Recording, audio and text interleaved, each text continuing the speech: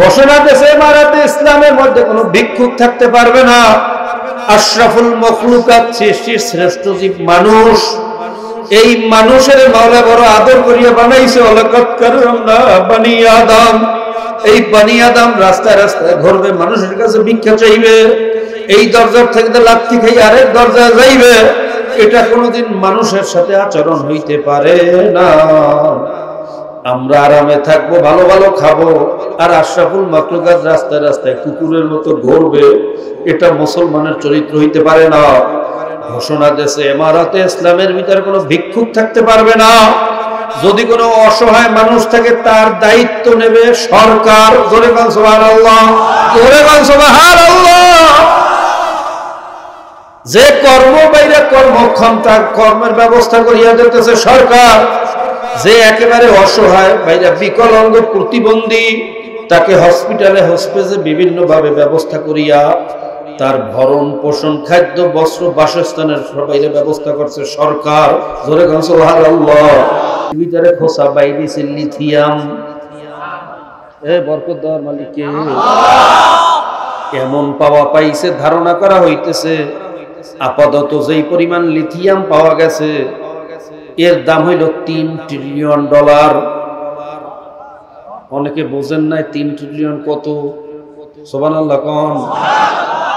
আমরা 4-5 জন বইয়া 1 ঘন্টা চেষ্টা করছি, 3-4টা ক্যালকুলেটর মোবাইল লইয়া, অঙ্ক মোবাইলে ধরে না। 3 লক্ষ কোটি মার্কিন ডলার, 1 লক্ষ কোটি মার্কিন ডলার যদি বাংলাদেশে বাজেট করা হয়, সারা বাংলাদেশটারে পদ্মা সেতু দিয়ে তলাইয়া দেওয়া যাইবে। জোরে বলেন সুবহানাল্লাহ। আপাতত যেই খনি পাইছে তার দাম হইল 3 লক্ষ কোটি মার্কিন ডলার, 3 ট্রিলিয়ন। জোরে বলেন সুবহানাল্লাহ। বরকত দেওয়ার মালিক কে? জোরে বলেন কে? ভাইরা, মাত্র 2 বছরের ব্যবধান। ঘোষণা দেশে ইমারতে ইসলামের মধ্যে কোনো ভিক্ষুক থাকতে পারবে না। আশরাফুল মখলুকাত, সৃষ্টির শ্রেষ্ঠ জীব মানুষ, এই মানুষের মাওলা বড় আদর করিয়া বানাইছে। ওয়ালাকাদ কাররামনা বানি আদম, এই বানি আদম রাস্তায় রাস্তায় ঘুরবে, মানুষের কাছে ভিক্ষা চাইবে, এই দরজার থেকে লাথি খাই আরেক দরজায় যাইবে। এটা কোনোদিন মানুষের সাথে আচরণ হইতে পারে না। আমরা আরামে থাকবো, ভালো ভালো খাবো, আর আশরাফুল মাখলুকাত রাস্তায় রাস্তায় কুকুরের মতো ঘুরবে, এটা মুসলমানের চরিত্র হইতে পারে না। ঘোষণা দেশে ইমারতে ইসলামের ভিতরে কোনো ভিক্ষুক থাকতে পারবে না। যদি কোনো অসহায় মানুষ থাকে তার দায়িত্ব নেবে সরকার। জোরে বলেন সুবহানাল্লাহ, জোরে বলেন সুবহানাল্লাহ। যে কর্ম বাইরে কর্মক্ষম তার কর্মের ব্যবস্থা করিয়া দিতেছে সরকার। যে একেবারে অসহায় বাইরে বিকলাঙ্গ প্রতিবন্ধী, তাকে হসপিটালে হসপিটালে বিভিন্ন ভাবে ব্যবস্থা করিয়া তার ভরণ পোষণ, খাদ্য, বস্ত্র, বাসস্থানের বাইরে ব্যবস্থা করছে সরকার। জোরে বলেন সুবহানাল্লাহ। এই সৌন্দর্যতা কার? জোরে বলেন কার? ভাইরা, তারা চ্যালেঞ্জ দিয়েছে, গবেষকরা বলতেছে, আমার কথা না, পত্রিকার কথা বলতেছি, আমার কথা না।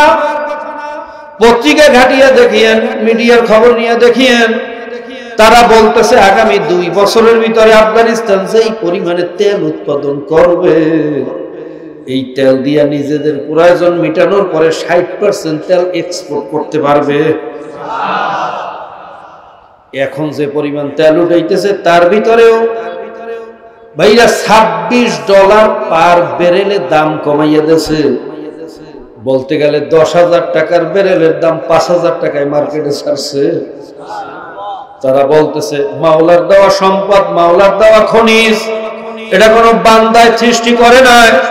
এই খনিজ উত্তোলন করিয়া মানুষের উপরে জুলুম করিয়া অতিরিক্ত টাকা নেওয়া, এটা একটা জুলুম। ঠিক না? রেডি? ইমারতে ইসলাম মানুষের উপরে জুলুম করতে পারে না। যে তেলের দাম কমাইয়া অর্ধেক নাই। ভাইরা, এরপরেও তারা তেল থেকে পর্যাপ্ত পরিমাণে আয় করতেছে। তাদের মুদ্রার ভাইরা তরঙ্গ যেভাবে ভাইরা দাম বাড়তেছে, ভাইরা অলরেডি তো পৃথিবীর ভিতরে শ্রেষ্ঠ মুদ্রায় পরিণত হইয়াই গেছে। জোরে কোন সুবহানাল্লাহ। কয় বছরের ব্যবধান? জোরে কোন কয় বছর? আর আমার দেশ স্বাধীন হয়েছে 55 বছর প্রায়। কয় বছর? জোরে কোন। এখনো খোলা আসমানের নিচে জমিনের উপরে রাস্তাঘাটে ভাইরা কুকুর এবং কাকের সাথে যুদ্ধ করিয়া ডাস্টবিন থেকে খানা উঠাইয়া খায় আশরাফুল মখলুকাত। রাস্তায় গেলে দেখবেন ভাইরা এমন ভাবে পড়িয়া রয়েছে, সারা শরীরের ভিতরে ফোসকা পড়িয়া রয়েছে, বৃষ্টিতে ভেজে রোদ্রে শুকায়। শীতের দিনে কি যে কঠিন অবস্থার ভিতরে তাদের জীবনটা যায়। একটা কুকুরও যেরকম খালি গায়ে সারা রাত রাস্তায় ঘোরে, আশরাফুল মখলুকাত হাজার হাজার রাস্তায় ঘোরে। কথা ঠিক না বেটি? ঘোরে বা ঠিক না বেটি? তাদের বুকের উপর দিয়ে কোটি কোটি টাকার গাড়ি চালায়। কথা ঠিক না বেটি? ঘোরে বা ঠিক না বেটি? ভাইরা ইসলাম কি জিনিস, ইসলামের সৌন্দর্যতা কি বুঝাইতে পারলাম না। কপাল পোড়া মুসলমান। আল্লাহ তুমি মুসলমানদেরকে ইসলাম বোঝার তৌফিক দিয়া দাও। লরেন বুঝ যে কথা বলতেছিলাম, সেও চিন্তা করে যে এই কোরআন অনুযায়ী যদি কোনো দেশ কেউ চালায়, এই দেশটা হইবে পৃথিবীর ভিতরে শ্রেষ্ঠ দেশ। কথা ঠিক না বেঠি? কোন ব্যক্তি যদি কোরআন অনুযায়ী চলে, ব্যক্তি হবে পৃথিবীর শ্রেষ্ঠ ব্যক্তি।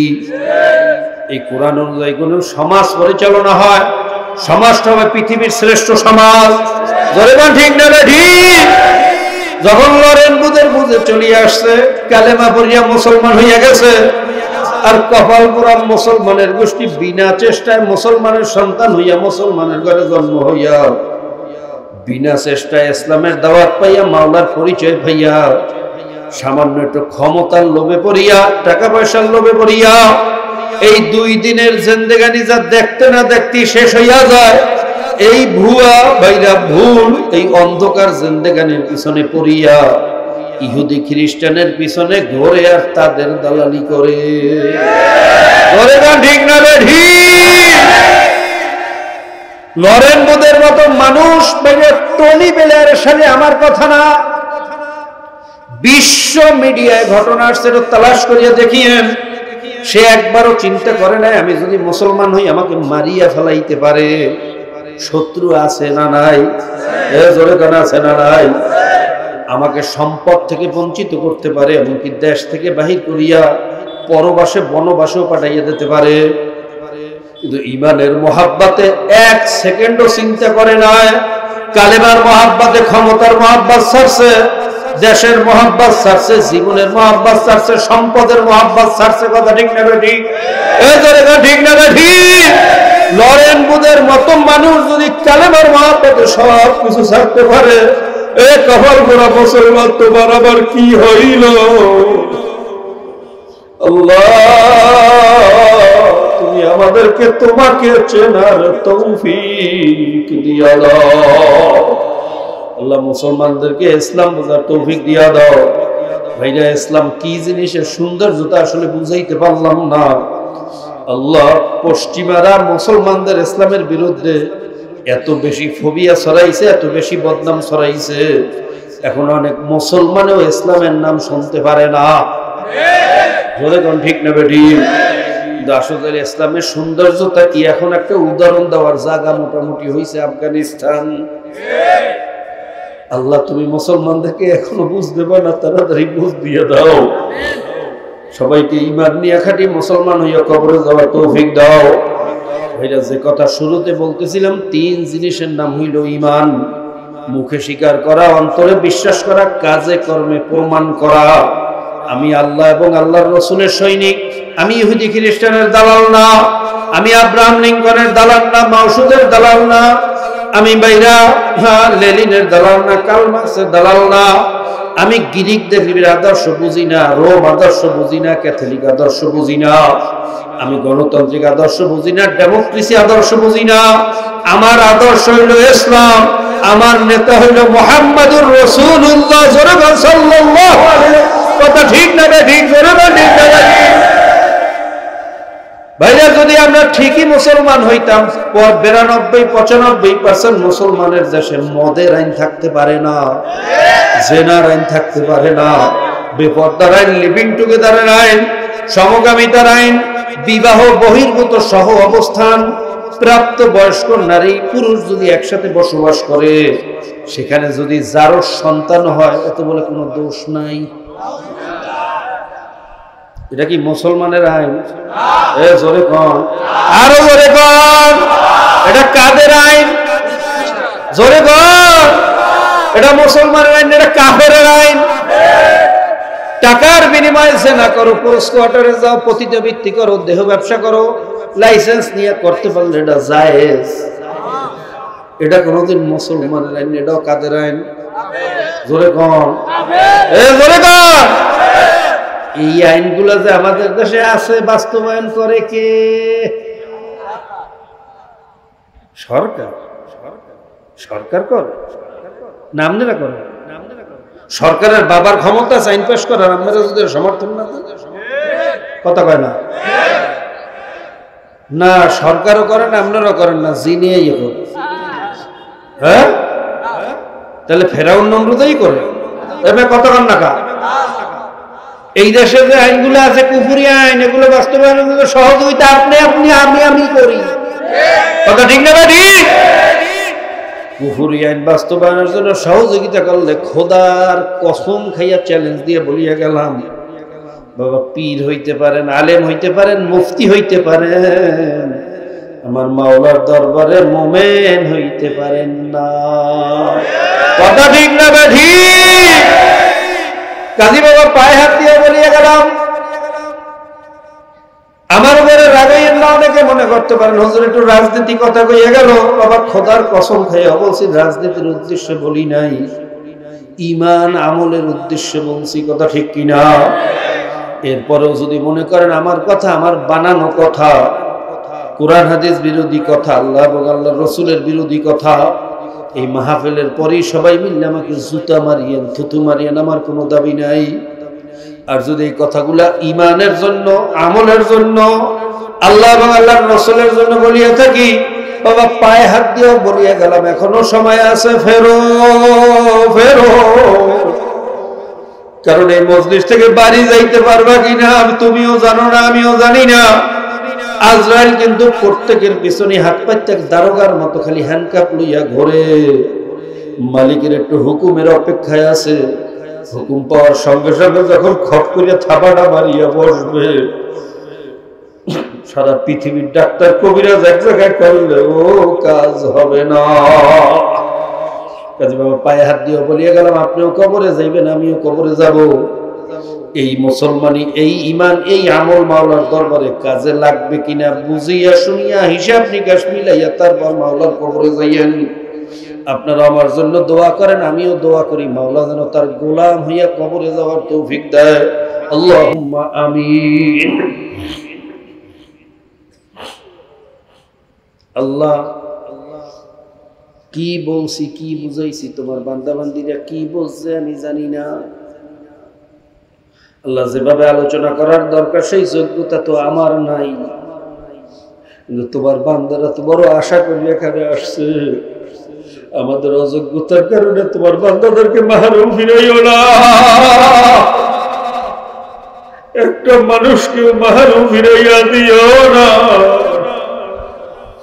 আল্লাহ, সবাইকে তোমার গোলাম হিসাবে, খাঁটি মুসলমান হিসাবে কবুল করিয়া লও। ইয়া আল্লাহ, আল্লাহ, আমি শুরুর দিকে সামান্য ঈমান, আমল, ইসলাম, মুসলমানি কিছুটা বোঝানোর চেষ্টা করছি।